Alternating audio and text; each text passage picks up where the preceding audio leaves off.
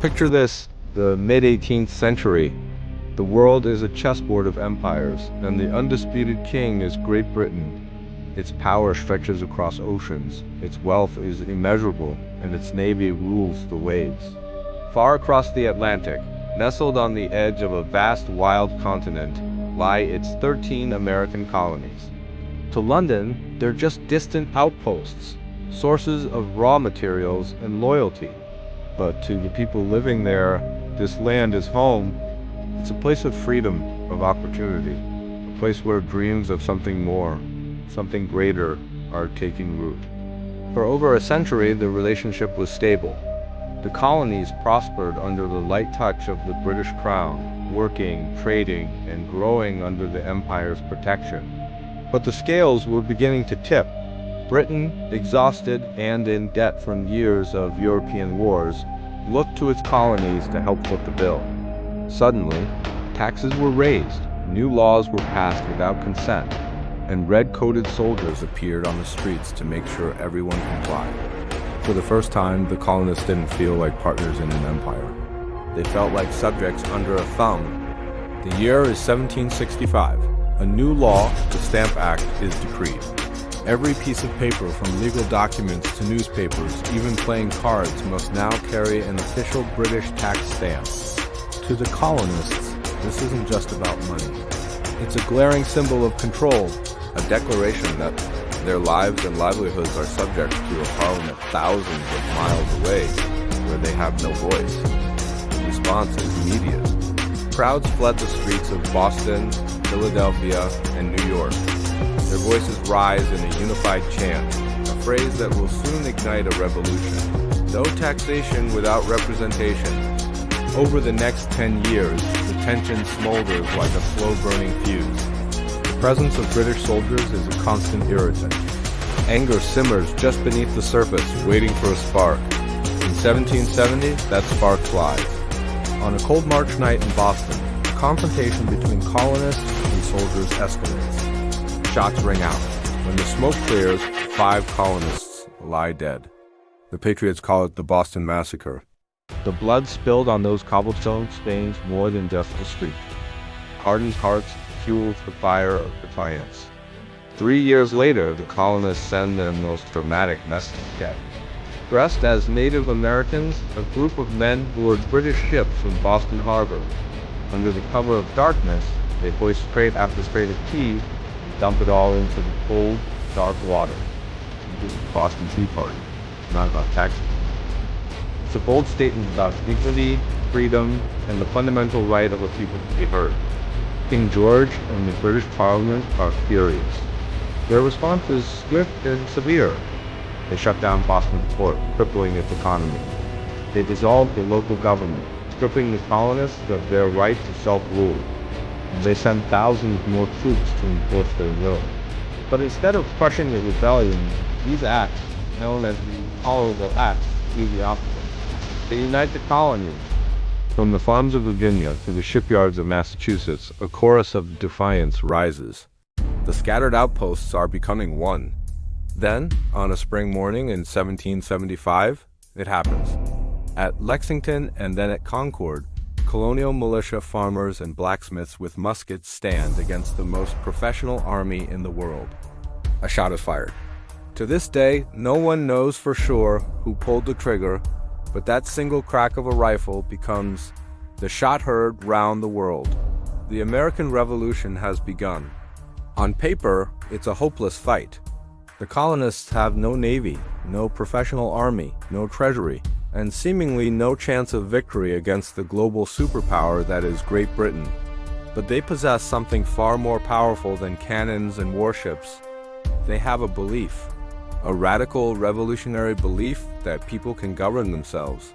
That freedom is not a gift from a king, but a right from God, and that a nation can be built not by royalty, but by the will of ordinary people. A Continental Congress is formed, bringing together delegates from all 13 colonies.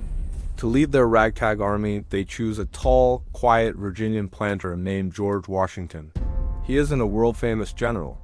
He's a farmer, a surveyor, and a man of unshakable resolve. Under his command, merchants and farmers become soldiers. They have no matching uniforms, little training, and often go without pay or even food. During the brutal winter at Valley Forge in 1777, they endure unimaginable hardship. They starve, they freeze, they suffer. And yet, they do not break. Their spirit, forged in the frozen mud of that camp, becomes the backbone of the revolution. In the summer of 1776, a colonist's dream is put into words that will echo through the ages. A young delegate from Virginia, Thomas Jefferson, takes up his pen and drafts the Declaration of Independence. It's more than just a list of grievances. It's a profound promise to all of humanity. We hold these truths to be self-evident, that all men are created equal, that they are endowed by their Creator with certain unalienable rights. With that single, powerful sentence, the 13 colonies declare themselves something new. No longer British subjects, they are now the United States of America. But declaring freedom and winning it are two very different things. The price of this new nation will be paid in blood. Britain responds with overwhelming force, sending tens of thousands of professional soldiers to crush the rebellion. They capture New York, Philadelphia, and burn cities to the ground. Washington's army is pushed back again and again. The revolution hangs by a thread. For long dark months, it seems all but lost. Just when hope is fading, help arrives from an unlikely source: France.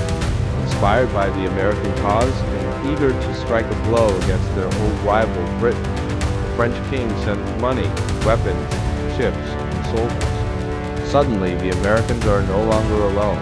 The tide begins to turn. At the Battle of Saratoga, the Continental Army achieves a stunning, decisive victory. This victory convinces the world that this isn't just a colonial uprising. It's a full-blown revolution with a real chance to succeed. Years of brutal war follow. Battles rage from the swamps of South Carolina to the fields of New York. This young nation isn't fighting for conquest. It's fighting for its very survival. Families are torn apart. Homes are destroyed. But through it all, the fire of freedom burns brighter than the flames of war. Then comes the final act. Yorktown, Virginia, 1781. The main British army, led by General Cornwallis, has fortified a position on the coast, confidently awaiting rescue and reinforcement from the British fleet. But that rescue never comes. Instead, the French Navy blockades the bay, cutting off any escape. On land, Washington's army, joined by their French allies, surrounds the British. A siege begins. For days, cannons thunder, the night sky glows red with explosions, and the ground trembles. Trapped and outnumbered, Cornwallis has no choice. On October 19, 1781, the British army surrenders. Silence falls on the battlefield. After 6 long, bloody years, the impossible has happened. A band of rebels has defeated the most powerful empire on earth. When the news reaches London, the shock goes. Weary of war and facing defeat, the British Parliament finally agrees to negotiate. 2 years later, in 1783, the Treaty of Paris is signed, officially recognizing the United States of America as a free and independent nation. Victory on the battlefield was just the beginning. Freedom had been won. Now it had to be built. The 13 states, once united by a common enemy, now had to learn to stand together as one nation. In 1787, leaders from each state gathered in Philadelphia. The task was to create a new form of government, one that could secure the liberty they had fought so hard for. The result was the Constitution, a document that spoke not of kings and subjects, but of we the people, which created a republic with a system of checks and balances designed to protect the rights of its citizens. It was imperfect, and the struggle to live up to its ideals would continue for generations, but it was a revolutionary foundation. From revolution came a republic, from rebellion, a nation, and from the ashes of war, an idea so powerful it would inspire millions around the world for centuries to come. The simple, profound belief that freedom belongs to everyone. The United States was more than just a new country on a map. It was a new kind of country, built on hope, sacrifice, and the daring dream of ordinary people. They risked everything, not for glory or empire, but for the chance to be the masters of their own destiny. Over 2 centuries later, their story still resonates. It's a powerful reminder that freedom is never guaranteed. It must be cherished, defended, and fought for by each generation. And it shows us that history is not just something written in books. It's a living story, a legacy that we are all a part of. Thanks for watching. If you found this story as inspiring as we do, don't forget to like, subscribe, and hit the bell to join us for more journeys into the past.